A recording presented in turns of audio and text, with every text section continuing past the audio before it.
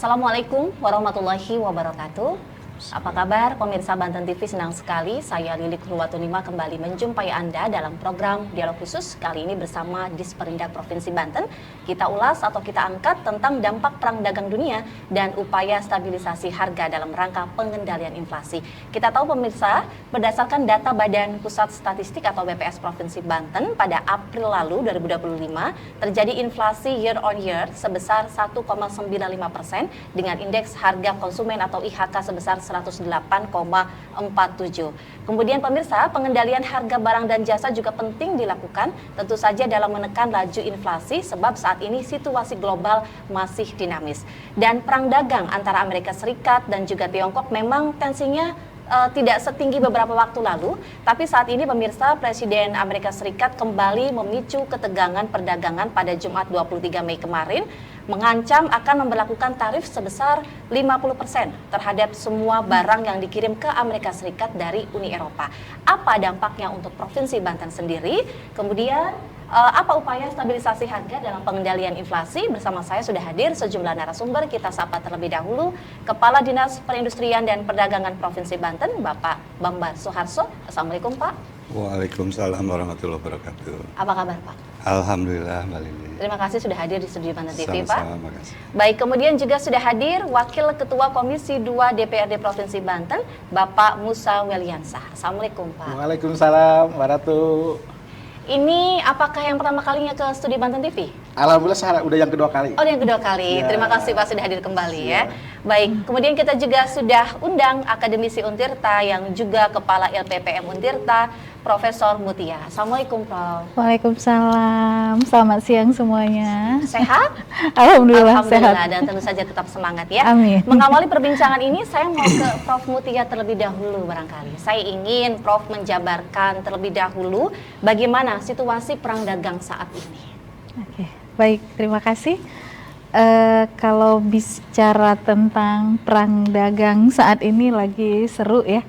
Sebenarnya berimpact juga gitu. Salah satunya itu adalah harga LM yang langsung dirasakan kemarin ya Pak ya. Kalau dirasakan apa pengaruh langsung baru-baru ini adalah kita melihat beberapa bulan yang lalu itu luar biasa. Itu mungkin salah satu akibat adanya perang dagang tarif antara Amerika dengan Tiongkok. Jadi itu yang merupakan pengaruh langsung kayaknya di Banten terutama ataupun di Indonesia. Nah, sejarah perang dagang itu sendiri antara Amerika dan Tiongkok itu sebenarnya dimulai dari Amerika ya Pak ya. Mereka itu memperlakukan tarif yang 32% terhadap Tiongkok, dan itu kan impactnya nanti luar biasa Pak bagi negara-negara yang sudah maju mungkin tidak ada masalah, tapi kenaikan 32% dari tarif yang mereka tentukan di Amerika itu akan membuat kalang kabut terutama negara-negara berkembang ya. Gitu loh. Apalagi ya termasuk salah satunya adalah Indonesia. Iya. Nah, terakhir dibalas lagi oleh Tiongkok ya. Karena kita tahu bahwa Tiongkok juga merupakan negara yang sangat besar potensinya baik dari segi pasar, dari segi kapabilitas maupun sumber daya untuk saat ini. Nah, jadi sebenarnya kalau kita bilang ini bisa menjadi peluang untuk Indonesia, bisa menjadi tantangan juga, dan impactnya juga pasti nanti akan berpengaruh ke beberapa sektor Mbak, mungkin itu. Oke, tapi yang mencuat kemarin terkait dengan Uni Eropa yang akan menaikkan tarif 50%, apakah dampaknya akan jauh lebih besar daripada yang sebelumnya dengan Tiongkok? Nah, kita melihat dulu dari negara kita ini kalau kita lihat dalam konteks Indonesia ya, nah mungkin kalau melihat secara sekilas untuk khusus Indonesia mungkin tidak sebesar dengan Tiongkok, karena mungkin Indonesia ketergantungan dengan Uni Eropa tidak seberapa dibandingkan ketergantungan dengan Tiongkok ya Pak ya. Kalau Tiongkok itu sekarang itu apa-apa Cina, Cina, mulai dari tekstil, bahkan pangan itu sendiri itu sudah dari Kebanyakan dari sana. Cina, betul. Bahkan ikan beku, kemudian sayuran, kemudian mungkin beberapa produk-produk komoditas yang memang itu merupakan komoditas utama, itu juga kita buah-buahan itu banyak dari Cina. Mungkin kalau dari Uni Eropa sih ini feeling saya mungkin tidak segempar yang kemarin Tiongkok dampaknya. Saya ke Pak Kadis, Pak, dari penjabaran di atas oleh Prof. Mutia. Menurut Bapak sejauh ini bagaimana dampaknya terhadap Provinsi Banten sendiri? Baik, makasih Mbak Lili. Jadi Provinsi Banten ini memiliki produk-produk manufaktur, industri. Nah, produk industri dari Banten ini rating tertinggi tujuan ekspornya adalah Amerika. Jadi ada yang terdampak langsung bahwa secara kalangan pelaku usaha industri mengalami tantangan berat karena harga produknya menjadi tinggi di Amerika. Betul. Yang kedua, permintaan jadi menurun juga. Nah, dampak selanjutnya sehingga industri melakukan rasionalisasi produksi. Jadi pilihan industri yang ada di Banten ini khususnya alas kaki dan garmen. Dan itu notabene padat karya, sehingga melibatkan banyak tenaga kerja. Nah, beberapa perusahaan alas kaki yang padat karya itu sudah sebagian merumahkan. Belum PHK ya, tapi merumahkan. Nah, sambil menunggu mereka meorientasi tujuan ekspornya. Selain ke Amerika, kemana lagi? Nah, ini mungkin kami bekerja sama dengan para asosiasi pengusaha melakukan pendekatan bagaimana meningkatkan daya saing produk yang mau tidak mau harus menurunkan harga, karena harga masuk Amerika akan naik kalau dari harga normal, sehingga ini ada beberapa industri melakukan terobosan, diantaranya melakukan kerjasama produksi atau line production. Ada bagian produksi yang dilakukan oleh industri kecil. Nah, kalau industri kecil itu lebih efisien mungkin. Jadi tidak semua produksi satu alas kaki itu oleh industri besar.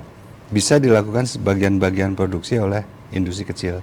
Nah, ini sedang kita kembangkan seperti itu. Karena kita punya produksi yang potensi di Provinsi Banten ini. Tidak mudah memindahkan satu pabrik alas kaki di Banten ke luar Banten karena sistemnya, ekosistem bisnisnya itu sudah lengkap di Banten. Jadi semua sistem yang mendukungnya udah mendukung sekali. Nah, itu alasan kita sedang survive. Oke, berarti yang paling berdampak memang tadi Bapak sebutkan alas kaki industri, dan garmen ya, garmen, industrinya. ya. Baik, Karya. sejak kapan dampak ini dirasakan oleh industri tersebut Pak? Dan kemungkinan akan sampai kapan sih terjadi? Sebetulnya sejak awal tahun 2025 sudah ada mulai penurunan permintaan, dan beberapa industri memang ada yang sudah memutuskan keluar dari Provinsi Banten, dan ini adalah fenomena yang harusnya tidak begitu cepat memutuskan itu. Dan kita juga selain membangun konektivitas industri besar dan industri kecil, kita juga menyiapkan kawasan industri baru Pak di kawasan selatan. Jadi kawasan industri yang jalur tol Serang Pandimbang. Nah, jadi di sana upah minimumnya masih bisa bersaing lah dengan wilayah lain di luar Banten. Masih di bawah 3 juta lah. Nah, itu salah satu alasan pengusaha itu adalah memilih lokasi yang upah minimumnya masih bisa masuk dalam proses produksi yang lebih murah. Jika Prof. Mutia tadi menyatakan dari perang dagang ini bisa juga ada peluang, bisa juga ada tantangan. Tapi yang Bapak Kadis tadi sebutkan adalah tantangannya. Apakah mungkin ada peluangnya menurut Pak Kadis? Insya Allah ada beberapa peluang yang dapat kita manfaatkan. Artinya sekarang persaingan produk untuk ekspor itu jadi lebih terbuka, Betul. tidak berorientasi ke Amerika terus. Iya. Nah, kita sudah membuka perjanjian perdagangan dengan negara-negara non Amerika ya, di luar Amerika, dengan perjanjian bilateral antara Indonesia dengan negara sahabat. Dan itu bisa dilakukan yang lebih aman adalah namanya LCS, Local Currency Settlement. Jadi kita tidak harus transaksi dengan nilai dolar, Betul. tapi kita bisa dengan nilai mata uang penjual. Kalau kita menjual kopi ke Cina, jadi tarifnya dia membayar dengan rupiah. Iya. Iya, betul. Nah, kalau itu bedanya kalau non LCS, kita harus diperhitungkan dengan dolar dan kita harus punya devisa dolar dulu untuk bisa berdagang dengan semua negara. Tapi kalau secara bilateral sekarang sudah dibentuk itu oleh BI ya. Beberapa negara ada China, Jepang, Malaysia dan satu negara lagi ada yang sudah kita lakukan itu. Nah, itu peluang bahwa ketergantungan ekspor ke Amerika dijadikan peluang untuk orientasi baru. Oke, luar Gitu, biasa sekali ya. Saya mau ke Pak Musa. Pak, melihat situasi dunia yang mungkin boleh dibilang sangat dinamis, apa yang harus dilakukan Pemprov Banten sebagai bentuk langkah dalam rangka menjaga inflasi menurut Bapak? Ya, pertama sebetulnya kalau kita berbicara inflasi, dampak dari perdagangan bebas dunia ya. Kalau saya melihat di Banten ini memang terpengaruh tapi tidak terlalu signifikan. Justru yang ada malah deflasi gitu kan. Deflasi. Karena kenapa? Ketika kita melihat contoh yang disampaikan oleh Pak Kadis dan Prof Mutia tadi, saya sepakat bahwa saat ini yang menjadi perang dagang ini kan yang panas antara Tiongkok dengan Amerika. Tapi kita Indonesia, kebutuhan terutama masyarakat Banten lebih kepada komoditi, baik itu produk kebutuhan pokok maupun primer dan maupun sekunder, lebih banyak dari Tiongkok. Contoh pakaian, handphone itu lebih dari Tiongkok. Kemudian sayur-sayuran dari Tiongkok. Artinya kerjasama yang dibangun oleh pemerintah Indonesia dengan Tiongkok saat ini masih baik-baik saja. Nah, justru dengan adanya perang dagang yang efeknya tadi berdampak kepada bertambahnya pengangguran di Provinsi Banten, contoh yang disampaikan oleh Pak Kadis tadi, itu ada di Kabupaten Lebak. Yang mana itu dapil saya, dulu saya pernah jadi anggota dewan di sana. Karena yang namanya PWI, dia produksi sepatu New Balance, Nike, dan itu ekspornya ke Amerika. Nah, ketika terjadi perang dagang Tiongkok, siapa yang kena imbas? Ya salah satunya Indonesia. Akibatnya mereka harus muter otak, ya kan, perusahaan ini. Apakah dia melanjutkan ekspor ketika was-was? Karena kalau dia melanjutkan produksi besar-besaran, otomatis harga jual juga harus naik. Biaya produksi otomatis, sementara biaya produksi termasuk gaji pekerja dan segala macam sudah mereka perhitungkan. Ketika dengan tarif pajak yang tinggi, maka mereka bisa saja mengalami kerugian yang begitu besar. Nah, sehingga kalau kita lihat bahwa produk-produk yang ada di Banten, terutama di kayak di Rangkas Bitung ya, New Balance, terus Nike, banyak penjual-penjual yang memang akhirnya lebih berpikir saya lebih baik menjual di dalam negeri gitu. Nah, mereka harus muter otak bagaimana mereka menjual produk ini laku di dalam negeri. Akhirnya kalau kita lihat di Indonesia saat ini, home industri juga pembuat sepatu banyak. Ini dampak daripada mereka tidak bisa ekspor dengan harga pajak yang tinggi, kemudian banyak pengurangan karyawan. Akhirnya karyawan itu sendiri mereka malah bagaimana saya bisa bertahan hidup. Akhirnya mereka buka home industri. Kalau kita lihat dengan era digital sekarang, dengan mereka mempromosikan atau menjual produk melalui media sosial, TikTok, banyak rumahan-rumahan yang menjual langsung. Dan produknya itu home industry, kualitasnya juga bagus. Nah, akhirnya apa yang terjadi? Deflasi. Kenapa? Pembelinya sedikit di Indonesia, tapi produknya banyak. Gitu. Itu yang terjadi saat ini, gitu kan. Tapi paling tidak, bagaimana pemerintah Provinsi Banten terutama untuk menekan supaya tidak terjadi inflasi, salah satunya mengedukasi masyarakat. Bagaimana mereka membeli produk disesuaikan dengan kebutuhan, itu yang utama. Nah, kenapa produk-produk ekspor dari Amerika itu kan barang-barang mewah dari Prancis Iya, kayak atas gitu kan. Bagaimana kita mampu menekan, mengedukasi masyarakat Banten supaya menggunakan produk-produk lokal. Baik. Agar apa? Perusahaan lokal tetap berjalan, pengurangan karyawan tidak terjadi. Seperti itu. Lalu apa dorongan dari DPRD Provinsi Banten dalam hal ini Komisi 2 Iya. untuk mendorong pertumbuhan ekonomi di Provinsi Ya. Banten Ya, di tengah karena perang dagang ini? Tentu. Betul. Ya, karena memang kami di Komisi 2 itu bidang perekonomian, tentunya kami juga harus berperan aktif melakukan fungsi pengawasan terutama terhadap pemerintah daerah. Yang dalam ini juga Desperindag, apa sih yang selama ini kami lakukan? Tentunya kami juga selalu menampung aspirasi masyarakat, terus kami juga berkoordinasi dengan OPD terkait, termasuk Disperindag, bagaimana supaya Banten ini tidak terjadi inflasi akibat perang dagang. Yang saya katakan tadi bahwa justru saat ini kalau kita lihat di Provinsi Banten, malah sebaliknya bukan inflasi gitu. Terjadi penurunan harga barang gitu akibat dari perang dagang antara Tiongkok dengan Amerika. Karena yang harusnya mereka ekspor, mereka was-was karena mereka akan mengalami kerugian, maka mereka berusaha menjual produk-produk itu ke dalam negeri. Terus kemudian kalau kita lihat kebutuhan masyarakat Indonesia, terutama Provinsi Banten, untuk kebutuhan pokok saja kayak bawang putih, bawang merah, cabai, itu juga dikirim dari Tiongkok. Artinya secara bisnis Tiongkok ini nggak rugi kalau misalkan dia perang dagang dengan Amerika. Karena untuk kebutuhan pokok justru mereka ini banyak mengirim ke negara-negara Asia, negara-negara berkembang seperti Indonesia. Dan itu harus kita akui, kayak kita saja sayuran-sayuran yang segar semua sampai bawang putih pun yang termurah dari Cina gitu. Nah, justru yang harus kita tekan sekarang oleh pemerintah Provinsi Banten. Jadi mereka ini kan bukan hanya bekerja untuk konsumen, tapi juga untuk produsen. Kenapa? Jangan sampai dua-duanya ini ada yang dirugikan. Antara konsumen dan produsen ini harus seimbang.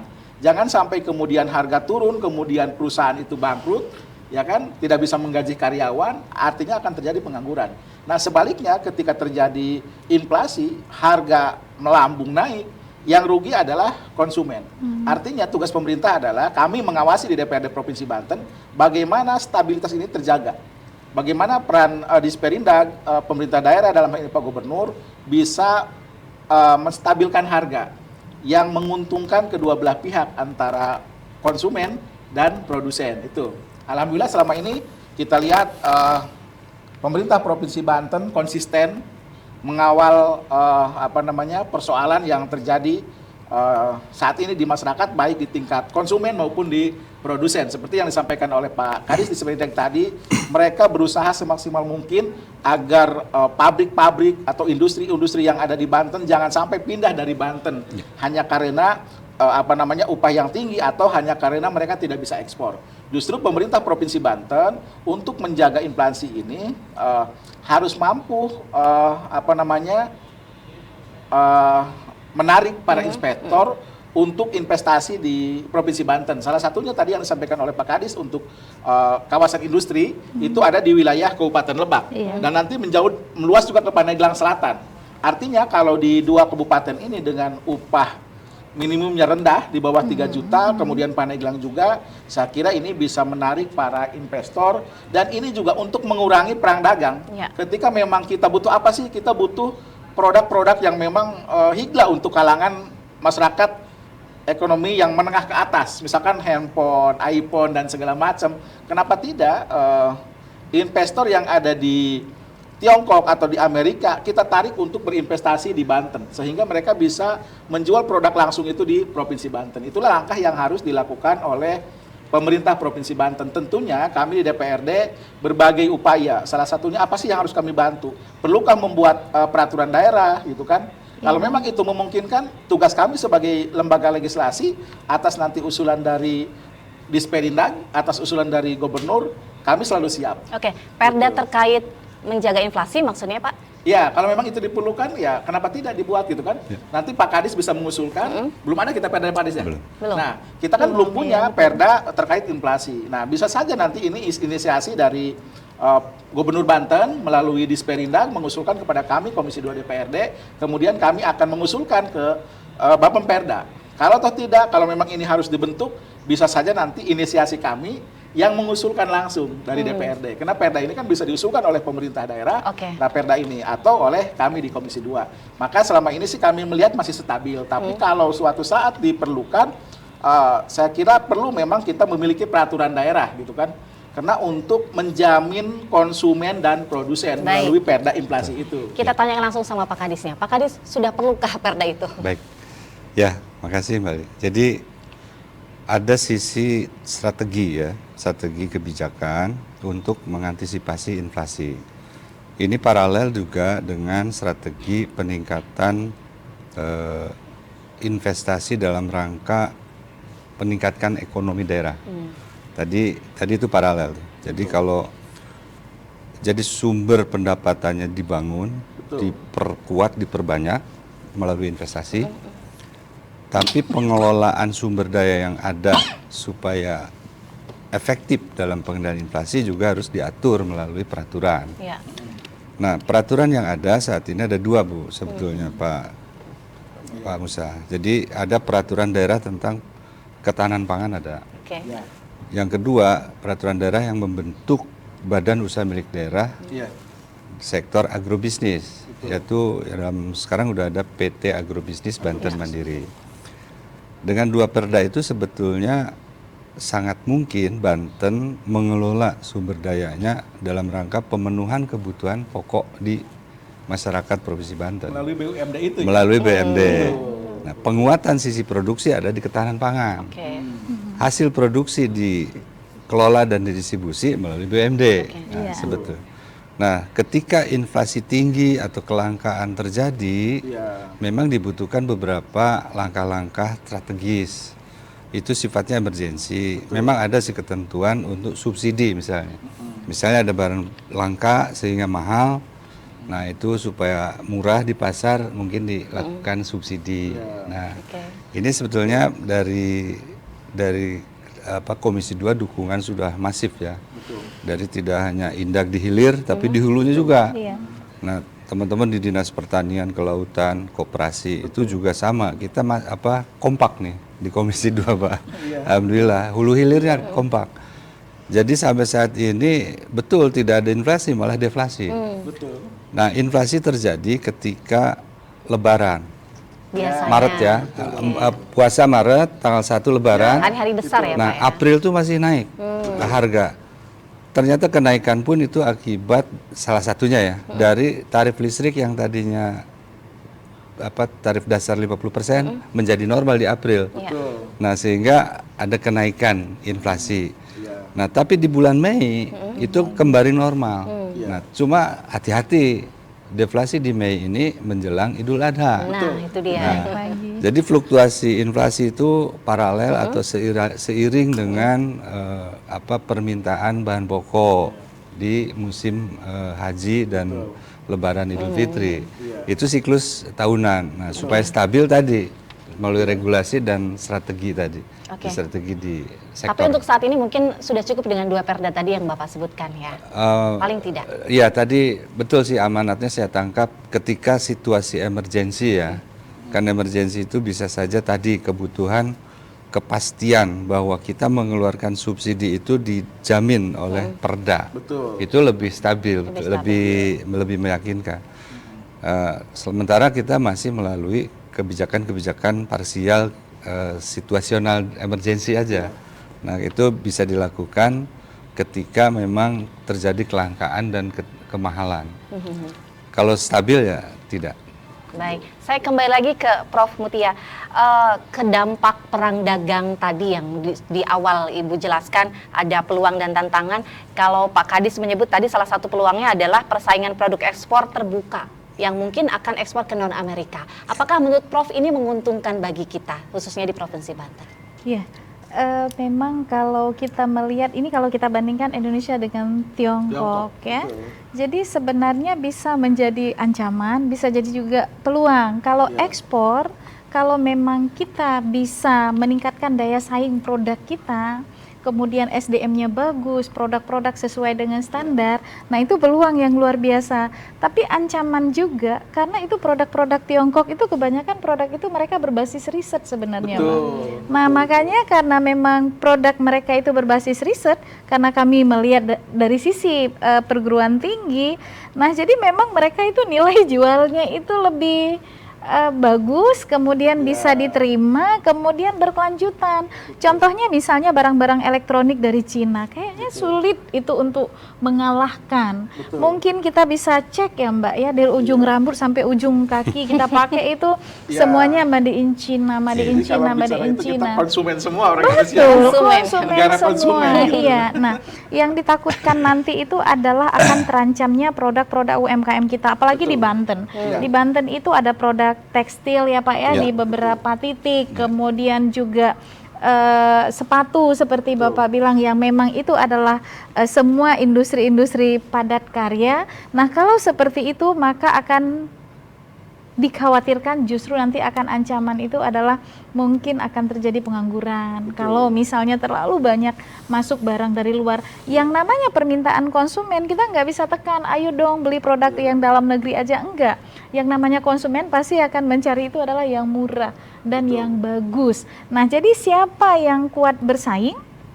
Kalau Indonesia kuat bersaing, dia punya produk-produk berbasis riset, kemudian dia bisa mengembangkan, bisa produksi massal, yakin itu akan meningkatkan nilai ekspor. Tapi kalau misalnya kita tidak mampu, nah itu tantangan juga bagi kita. Berarti perguruan tinggi Bapak salah satunya itu adalah bagaimana menyiapkan tenaga-tenaga kerja yang terampil, kemudian produk-produk perguruan tinggi itu juga bisa menghasilkan produk massal yang memang itu dibutuhkan oleh masyarakat luas, Mbak.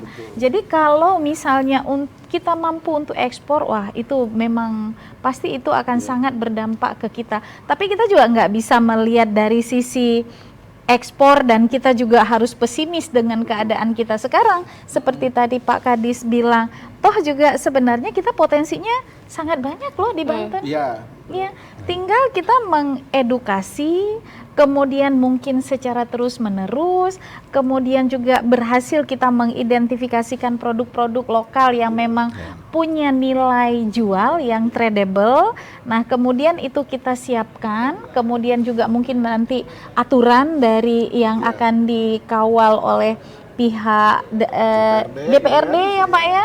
Nah, jadi memang itu butuh sebuah kolaborasi triple helix yang sudah biasa kita kolaborasikan antara perguruan tinggi, kemudian masyarakat juga, kemudian ada dari dinas termasuk media. Nah, itu kita rasa adalah salah satu yang bisa meningkatkan daya saing produk-produk kita.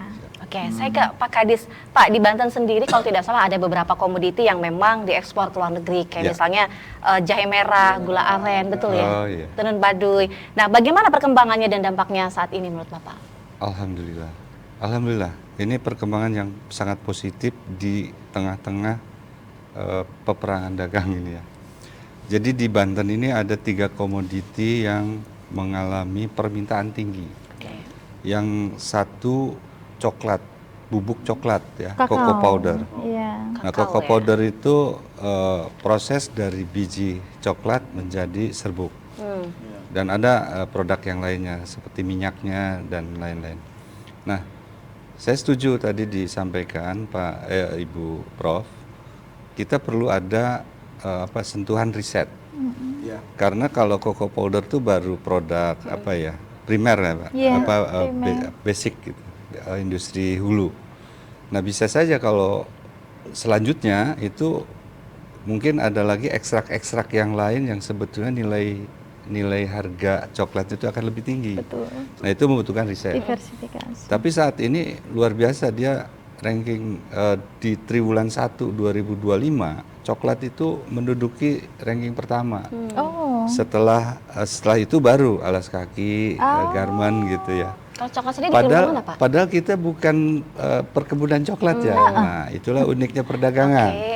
Nah, kita ada 9 perusahaan produsen bubuk coklat seperti ini di Tangerang. Sementara coklatnya sendiri dari luar Banten. Ya, seperti di Sulawesi. Sulawesi yang banyak, yang paling besar. Juga untuk nah, inilah kita bisa merebut pangsa pasar. Nah, Yang kedua ada emping. Emping ini udah mulai diminati di 3 negara. Ada Amerika, coba. Itu masih tembus itu emping itu ke Amerika, walaupun harga tinggi ya di sana nggak ada emping ya pasti laku. Iya, masih laku. Betul. Kemudian Saudi Arabia dan Singapura. Nah ini sedang kita garap ya, kita galakkan secara massal begitu produknya. Dan yang ketiga itu kelapa. Iya. Nah, Sekarang kelapa lagi tinggi. Pantas lagi mahal ya Pak ya Iya. di sini. Nah, itulah ya. Karena diekspor semua Ya. mungkin ke sana. Makanya Iya. saya panas kuping ya, ibu-ibu pasti baik. protes. Iya, iya. Protes. Kenapa Pak Kadis kelapa? Nah, karena permintaan Cina sangat tinggi. Iya. Setelah kita telusuri kenapa Cina membutuhkan kelapa banyak, itu ada produk kopi di Cina yang tidak menggunakan creamer, tidak menggunakan susu, tapi menggunakan serbuk kelapa. Serbuk kelapa, oke. Nah, coconut powder ini sebetulnya bisa lagi Bu, jadi PR riset. Kita jangan mengekspor gelondongan, tapi dalam bentuk serbuk tepung kelapa. Ya, coconut powder itu mungkin dari air apa? Nira apa? Air kelapanya. Ya, bukan. Bukan dari Santan. Santannya. baik, Santan parutannya. diekstrak menjadi serbuk. Nah, itu kan nilai ekspor lebih tinggi ketimbang kelapa gelondongan. Nah, ini sebenarnya saya umpetin supaya Banten lebih dulu mengekspor serbuk kelapa. Kami sudah Tapi- coba studi juga. Gara-gara Mbak Lili dieksplor ya, jadi saya harus Iya, sampaikan baik. supaya provinsi lain ngejual kelapanya ke Banten, Banten yang mengekspor bubuk, Bubuk. kelapanya. Nah itu, jadi 3 komoditi itu lagi naik daun. Nah, satu lagi yang upgrade yang kami dorong itu adalah pelaku usahanya mampu melakukan ekspor sendiri. Nah. Yang selama ini ekspor itu oleh perusahaan eksportir eksportir, yang ada di betul. Jakarta atau di provinsi lain. Nah, sekarang tidak, si produsen kita latih. Jadi dia produksi, dia bisa ekspor sendiri kayak apa tuh yang talas beneng gitu. Sudah bisa sekarang. Jadi yang pelaku-pelaku usaha ini sudah bisa ekspor sendiri sebagai eksportir. Itu yang kami latih. Artinya memang sudah banyak yang dilakukan oleh Disperindak gitu Pak ya. Alhamdulillah berkat dukungan dari DPRD juga. Ini makanya nih TikTokan dengan Pak Musa ini tidak hanya hari ini tapi sampai ke depan kita lanjutkan Baik, terus. saya ke Pak Musa. Pak, lalu menurut Bapak apa upaya ataupun juga langkah cepat yang harus dilakukan oleh pemerintah Provinsi Banten khususnya terkait komoditi tadi yang diekspor agar tidak terganggu di tengah dampak perang dagang Ya. ini? Pertama, saya sedikit mundur dulu nih apa yang disampaikan oleh Prof. Mutia ya. Iya, boleh. Saya sepakat apapun yang harus dilakukan oleh pemerintah itu harus terlebih dahulu berdasarkan hasil riset. Karena kenapa? Yang terjadi di kita saat ini seperti yang halnya ekspor gula semut, kebetulan ada di Kabupaten Lebak, terus talas Beneng. talas Beneng. beneng, Ya. ada dari Pandeglang, Ya. dan itu mitra kerja kami di Komisi 2 bidang perekonomian dan pertanian gitu kan. Kami selalu membina dan kami selalu melakukan studi tiru ke Kementerian Pertanian bagaimana supaya ini tidak terhambat. Terus kemudian yang perlu kita waspada, Tiongkok ini kan lebih pintar kalau berbicara dagang. Mereka ini suhunya dagang, perdagangan. Tiongkok ini bisa menguasai dunia, apalagi negara berkembang seperti Indonesia.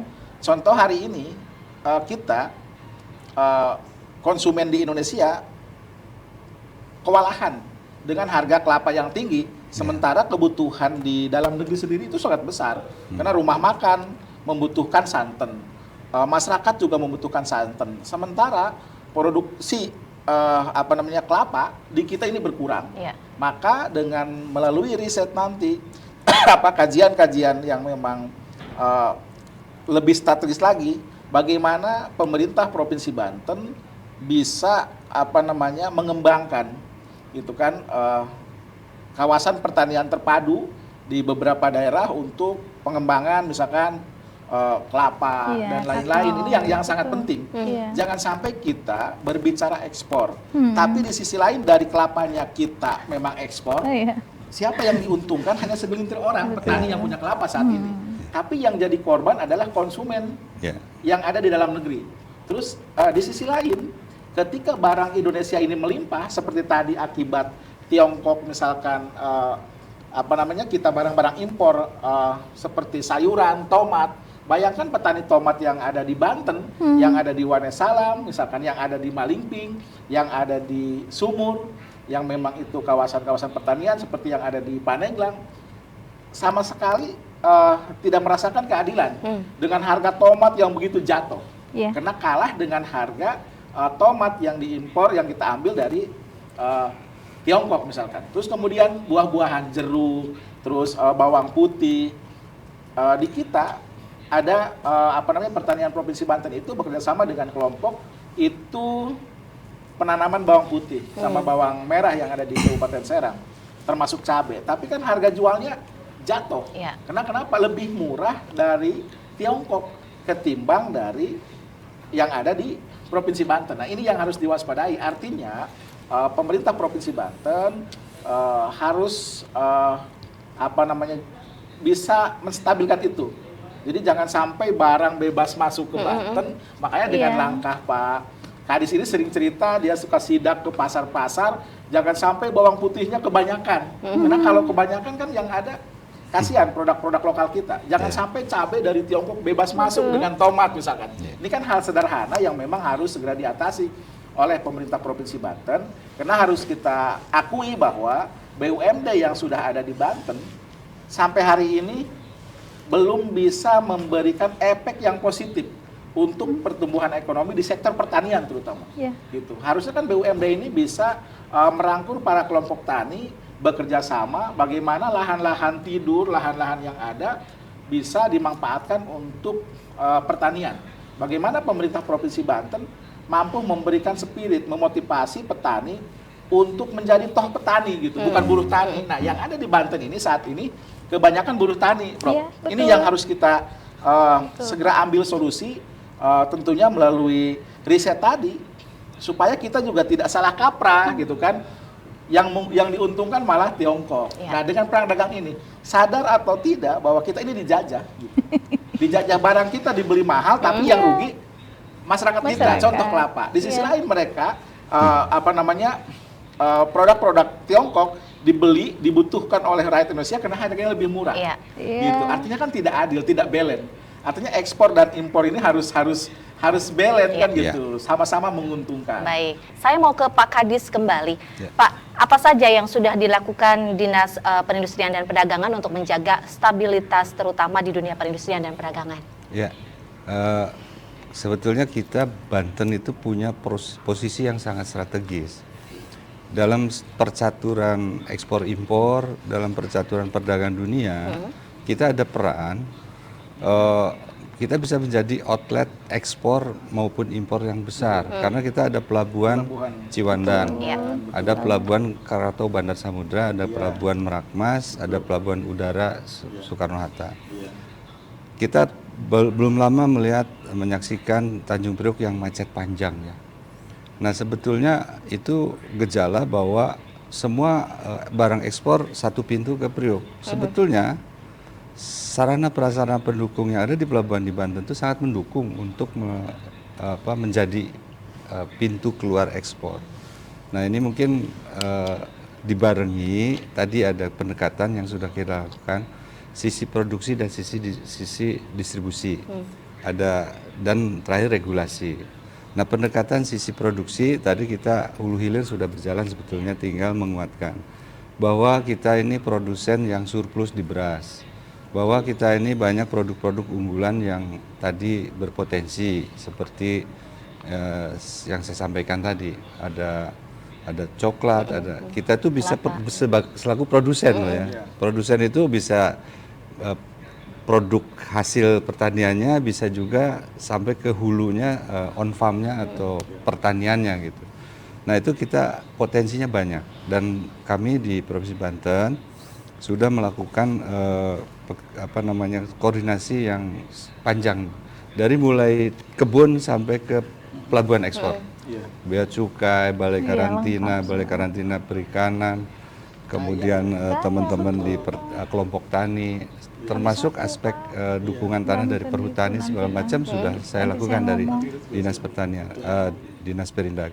Nah, kami berharap sebetulnya nanti hulu hilir yang ada di Banten ini dari mulai produksi sampai outlet ekspor dan industri produksinya itu sudah bisa berjalan secara konektivitas ekonomi, sehingga kita menghasilkan produk-produk yang bersaing baik di ekspor maupun untuk memenuhi kebutuhan masyarakat di Banten. Oke, Pak, beberapa hari jelang Idul Adha, boleh Ya. kita singgung sedikit ya. Boleh. Bagaimana upaya dari Disperindak untuk menjaga harga-harga yang kemungkinan kadang-kadang itu naiknya drastis kalau Ya. mendekati momen hari-hari besar begitu, Pak? Betul. Nah, kita langkahnya strategis ya. Jadi kita juga tidak boleh semena-mena melakukan operasi pasar ketika harga normal Oke. atau harga turun.